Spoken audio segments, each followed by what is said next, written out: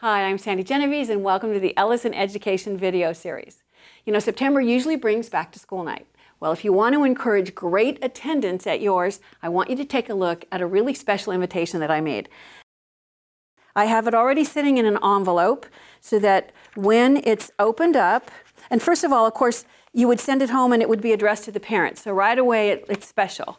And then when they open it up and they look inside, you can see that it's puzzle pieces. So in order to read the message, first of all, the parents have to assemble the puzzle. So if I put the puzzle pieces together, you don't want to make it so time-consuming that they give up, but this just has 4 puzzle pieces. And you can see as it's being assembled, all of a sudden now the information is there and easy to read. I don't think you're going to find a parent who says, gee, I don't know if I got that information or I can't remember what time it was. This really focuses your attention on all that information. Now to make it is pretty easy.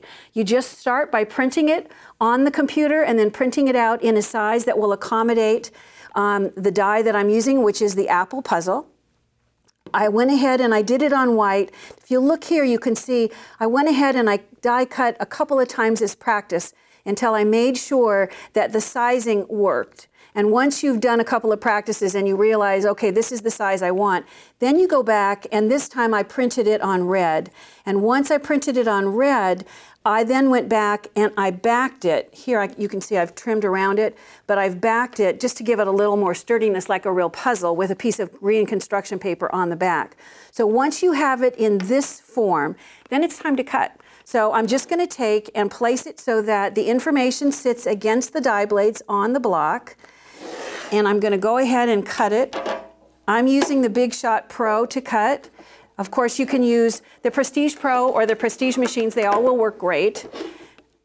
Now, when I bring it over, you'll see that it's cut all those puzzle pieces. All you then need to do is drop them into an envelope. Now, you can get a box of envelopes. The size envelope that I used for this was an A6, which is 4 3/4 by 6.5.